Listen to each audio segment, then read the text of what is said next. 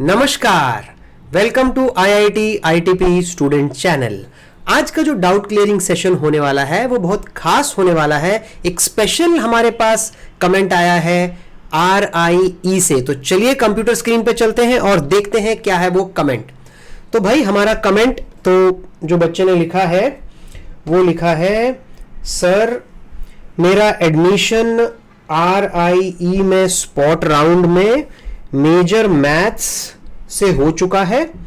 Sir मैं वहां classes भी अटेंड कर रहा हूं, लेकिन मैं हिंदी मीडियम का स्टूडेंट हूं, पर वहां पर सब इंग्लिश में पढ़ाया जा रहा है, कुछ समझ में नहीं आ रहा है। इसलिए सर प्लीज मुझे गाइड कीजिए जिससे मुझे समझ में आ सके और इसके लिए मुझे क्या करना चाहिए। So please please please help me.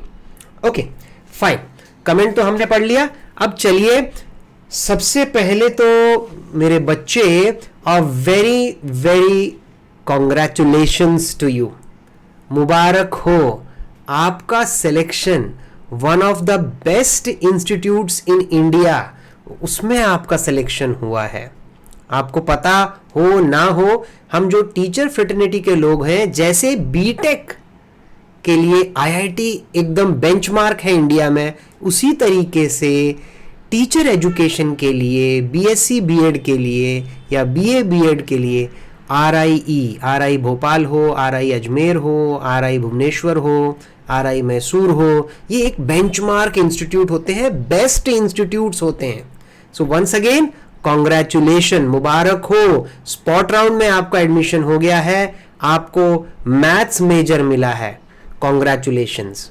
Right, next आपकी जो प्रॉब्लम है वो देखते हैं। आपकी प्रॉब्लम है, I was a Hindi medium student till 12th and now everything is in English. अब सब कुछ इंग्लिश में पढ़ाया जा रहा है और मैं एक हिंदी मीडियम स्टूडेंट से हूं। ठीक है, तो देखो बेटा, पहली चीज तो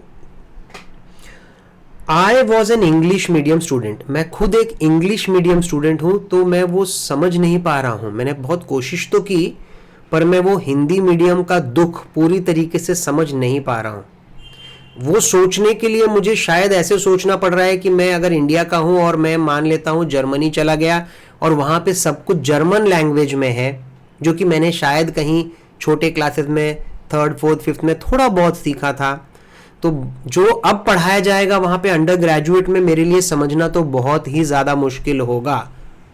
गिव अप करने का तो मन करेगा। ठीक है, तो ये जो आपका हिंदी का दर्द है वो वही इंसान महसूस कर सकता है जो खुद हिंदी मीडियम से होगा। क्या पता शायद आप 5th स्टैंडर्ड तक हिंदी मीडियम थे, उसके बाद सेमी इंग्लिश में शिफ्ट हुए हैं, या 10th तक हिंदी मीडियम में थे, फिर 11th 12th में आप इंग्लिश मीडियम में पढ़ने लगे हैं, या ऐसा भी हो सकता है कि आप 12th तक हिंदी मीडियम से थे और अब अंडर ग्रेजुएट कोर्स में आप हिंदी मीडियम से इंग्लिश मीडियम में अचानक से शिफ्ट हुए हैं। तो बेटा जब भी ये शिफ्ट होगा ना, जब भी होगा, तब बहुत ज्यादा टर्बुलेंस तो होगा, यानी कि आपकी जो नाव है वो जबरदस्त रूप से डगमगाएगी जब भी ये ट्रांजिशन होगा। ये तो पक्का है कि ये आसान नहीं होने वाला है। ठीक है, आपके पास दो ऑप्शन है। देखिए, पहला ऑप्शन जो मैंने देखा वो है leave and come back home. आप छोड़ दो, हिंदी नहीं हो सकती, इंग्लिश नहीं हो सकती, छोड़ दो, नहीं समझ में आ रहा है और वापस घर आ जाओ। ऐसा भी आप कर सकते हो, मैं आपके साथ हूं। Being a teacher I understand, मैं समझता हूं ये जो दर्द है ना बहुत बड़ा है। मतलब जिसके जूते उसको काटते हैं ना, उसी को पता है कि पाँव में कितना दर्द हो रहा है। सामने वाला बोलेगा चलो थोड़ी दूर और चल लो, कोई प्रॉब्लम नहीं है, या सहन कर लो, प्रॉब्लम नहीं है, पर मैं उस चीज़ को समझता हूँ। जब आपको कुछ समझ ही नहीं आ रहा है वो क्या पढ़ा रहे हैं, बहुत अकेलापन महसूस होता है, कोई साथ देने वाला नहीं है, सपोर्ट करने वाला नहीं है, एंड उससे ज़्यादा एग्ज़ाम करीब आने वाले हैं, नंबर कम आएंगे तो क्या होगा, घर वाले क्या बोलेंगे, एक इंस्टीट्यूट ज्वाइन किया और वहाँ अभी फेल हो गया। हो सकता है हिंदी मीडियम में अभी तक आप बहुत ब्यूटीफुल, बहुत अच्छे तरीके से पढ़ रहे हैं एंड डेफिनेटली आपका स्पॉट राउंड में हुआ है, तो हो सकता है आपके मार्क्स भी ठीक ठाक से बहुत ज़्यादा हों। ठीक है, तो अभी तक आपका हिंदी मीडियम में तो बहुत मस्त चल रहा था, लेकिन अब अचानक से इंग्लिश मीडियम आने के कारण सब कुछ डगमगा गया है, बड़ी प्रॉब्लम सामने आपको आ रही है, आप कोशिश कर रहे होंगे, मुझे लगता है यूट्यूब वीडियो भी देख रहे होंगे, वहाँ काफ़ी सारे वीडियो हैं जो बोलते हैं कि भाई बच्चे को इंग्लिश की बुक्स पढ़ना शुरू करना चाहिए, न्यूज़पेपर पढ़ना शुरू करना चाहिए, इंग्लिश की मूवीज़ देखनी शुरू करनी चाहिए। ठीक है, ये सब सजेशंस तो आपने भी ट्राई करने की कोशिश कर रहे होंगे, राइट। तो पहला ऑप्शन सही है, आप छोड़ दीजिए, घर पे आ जाइए। लेकिन सेकेंड ऑप्शन मैं चाहूंगा आप एक बार देखिए। सेकेंड ऑप्शन है give it a try for at least 1 to 2 year. मेरा मानना है आप कम से कम 1 साल 1.5 साल देके तो देखो। ठीक है, देखो ज़्यादा से ज़्यादा क्या होने वाला है ये बताओ मुझे। हो सकता है आप फेल हो जाओ, मैक्सिमम यही होगा ना, इसी चीज़ का आपको डर है ना, नहीं समझ में आएगा पेपर में क्या लिखोगे, आप फेल हो जाओगे। फेल होने के बाद क्या होगा, निकाल दिया जाएगा, बेसिकली आप घर ही पहुंच जाओगे, यानी ऑप्शन नंबर 1 ही होगा। ठीक है, तो मैं चाहूंगा कि आप ऑप्शन नंबर 1 डायरेक्ट मत लो, गिव अप मत करो बेटा, कोशिश करो। फिर नहीं होता तो आपके पास एक रीजन है कि मैंने कोशिश की, 6 महीने, साल, 1.5 साल मैंने कोशिश की पर कुछ नहीं हो सका, सो आई एम कमिंग बैक। ठीक है, तब आपके घर वालों को भी पता होगा कि हमारे बच्चे ने गिव अप नहीं किया है, राइट, उसने ट्राई किया और नहीं हो सका, कोई बात नहीं। सो समझ में आ रहा है, ऑप्शन नंबर 1 मेरी तरफ से नहीं लेना है। ऑप्शन नंबर 2 कम से कम 1 से 1.5 साल आपको देने हैं। मैंने बच्चों से बात करी है, आपने जब से मुझे ये कमेंट किया है, क्योंकि मैं खुद इंग्लिश मीडियम का था, मुझे नहीं पता, मैंने हिंदी मीडियम के बच्चों से बात करने की कोशिश की। हर्षल के IIT में भी कुछ ऐसे बच्चे हैं जो हिंदी मीडियम के हैं, 12th तक हिंदी मीडियम से किया और अब वो कॉलेज में आ गए हैं, अचानक से इंग्लिश मीडियम शुरू हो गया है, तो वो इसको कैसे कोप अप कर रहे हैं, मैंने उन सबसे बात करी और उनके कुछ मेन पॉइंट्स यहाँ पे लिख करके आपके सामने डिस्कस कर रहा हूँ। बट अल्टीमेटली उन बच्चों ने अभी ये बोला कि मैंने गिव अप नहीं किया, बहुत अच्छा हुआ, मेरा भी मन कर रहा था मैं चले जाऊँ छोड़ के, पर क्योंकि मैंने 1 साल 2 साल दिए और अब सीन बदल चुका है, अब मैं थोड़ा थोड़ा समझ पा रहा हूँ, कोप अप कर पा रहा हूँ, तो अच्छा हुआ मैंने गिव अप नहीं किया उस टाइम पर, राइट। चलिए बात करते हैं उनसे। जब मैंने बात करी तो उन्होंने बोला you have to put double the hard work. Harshal ने ये बताया कि वो बच्चे जो हिंदी मीडियम के थे, हम तो पापा खेलने चले जाते थे, ठीक है, स्पोर्ट्स करते थे, ड्रामा करते थे, म्यूज़िक क्लास करते थे, ठीक है, या फोटोग्राफी क्लब ज्वाइन कर लेते थे, लेकिन वो बच्चे उस टाइम में जाके लाइब्रेरी में बैठ के एक्स्ट्रा एफर्ट लगा रहे थे। तो बेटा ये तो आपको करना पड़ेगा, बिना मेहनत के आपको अब आगे का रास्ता आसानी से नहीं मिलेगा। ठीक है, पर मैं चाहता हूं आप वो बच्चे हो जो आज से 5 साल 10 साल के बाद दूसरों को ये बोल सकें कि गिव अप मत करना। आप उनके लिए एग्जाम्पल बनने चाहिए कि मैं भी हिंदी मीडियम से था, पर आज देखो मुझे हिंदी भी आती है, इंग्लिश भी आती है, मैं मैथ्स, हिंदी, इंग्लिश दोनों में पढ़ा सकता हूं, बहुत बच्चों को हेल्प कर सकता हूं, तो गिव अप मत करना, right. So work on it. आपको डबल मेहनत तो करनी पड़ेगी। होता है, आपको लगेगा देखो सब मजे कर रहे हैं, घूमने जा रहे हैं, यहां वहां का कर रहे हैं, पर उस टाइम आप पढ़ रहे होंगे, जब वो सो रहे हैं तब आपको एक्स्ट्रा एफर्ट डालना पड़ेगा, बट कोई और सोल्यूशन राइट नाउ हमारे पास नहीं है। ठीक है, तो पहली चीज आपको हार्डवर्क करने के लिए अपने आप को मजबूत बनाना पड़ेगा।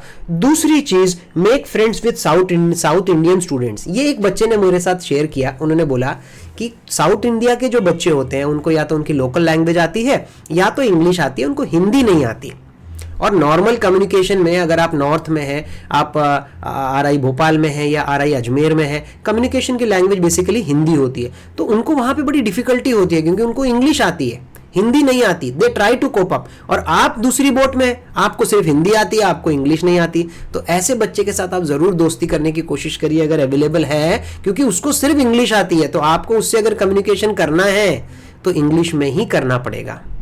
ठीक है, तो आप उसके साथ इंग्लिश सीखने की कोशिश कीजिए और वो आपको देख देख के थोड़ा थोड़ा हिंदी सीखने की कोशिश करेगा। नेचुरल वे में 3-4 साल में आपकी हिंदी बोलने लायक हो जाएगी, समझने लायक, इंग्लिश आपकी बोलने और समझने लायक हो जाएगी, राइट।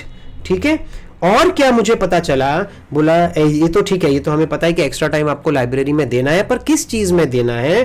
पहली चीज तो हो सकता है आप हिंदी में जितने फ्लुएंट हो बात करने में, इंग्लिश में उतने फ्लुएंट ना हो, आप इंग्लिश में सेंटेंसेस नहीं बना पा रहे, अगर कोई कॉम्प्लिकेटेड सेंटेंस है तो आपको समझ नहीं आ रहा, यानी स्पोकन इंग्लिश आपको सुधारनी पड़ेगी। ठीक है, उसके लिए एक बहुत ब्यूटीफुल सा ऐप है डुओलिंगो, आप जरूर जाके इसको चेकआउट करना, डुओलिंगो। ये ऐप के बारे में पता करिए, ये बहुत अच्छे से हिंदी वाले बच्चों को इंग्लिश सिखा पाता है। तो ये है कि आप ट्राई करिए जिससे आपकी स्पोकन इंग्लिश थोड़ी सुधरे। दूसरी चीज जहां तक मैं सोच पा रहा हूं एज अ टीचर, आपको कई चीजें जो मैथमेटिकल टर्म्स है ना, वो भी हो सकता है समझ में नहीं आ रही हो। बहुत सिंपल सी बात है, जैसे हम इंग्लिश में सर्कल बोलते हैं, वहां आप लोग वृत्त बोलते हैं, हम मल्टीप्लाई बोलते हैं, आप वहां पे गुणा बोलते हो, तो बहुत कुछ अलग होता है, डिवाइड है, भाग है। तो मेरे लिए as an English medium Hindi में अगर कोई ऐसा बोले ना तो समझ में नहीं आएगा। तो आपको थोड़ा टाइम लाइब्रेरी में इस पर भी देना पड़ेगा कि जो टर्मिनोलॉजीज हैं आपके मैथ्स की, नंबर तो चलो 1 2 3 4 उन्हीं से लिखे जाएंगे। एंड सबसे बेस्ट पार्ट पता है क्या है कि आप मैथ्स कर रहे हैं, मैथ्स में बहुत ज्यादा लैंग्वेज का यूज नहीं है, नंबर्स का है, तो आप इजीली सीख सकते हैं। अगर आप साइंस में होते, फिजिक्स में होते, तो आपके लिए मेहनत और डबल हो जाती, क्योंकि लैंग्वेज बहुत जबरदस्त तरीके से आपको सीखनी पड़ती है। यहाँ तो नंबर्स हैं जो कि ऑलरेडी 10th 11th 12th में आप यूज कर रहे थे, जनरली इंग्लिश में ही लिखे जाते हैं, क्योंकि हमारे पास जो सीबीएसई की बुक्स है, हिंदी की बुक्स भी जो 11th 12th में है ना मैथ्स पढ़ाने के लिए, उसमें भी नंबर्स इंग्लिश में ही लिखे जाते हैं, 1 2 3 4 हिंदी में नहीं लिखे जाते। तो वो आपको एक और सीखना पड़ेगा, टर्मिनोलॉजीज, एक्स्ट्रा टाइम देना पड़ेगा लैंग्वेज सीखने के लिए भी। और जो मैथ्स है आपका, उसमें जो जैसे डिफरेंशिएशन को क्या बोलते होंगे, इंटीग्रेशन को क्या बोलते होंगे, उन सब के लिए भी आपको टर्म्स थोड़े से सीखने पड़ेंगे। Spend extra time for that.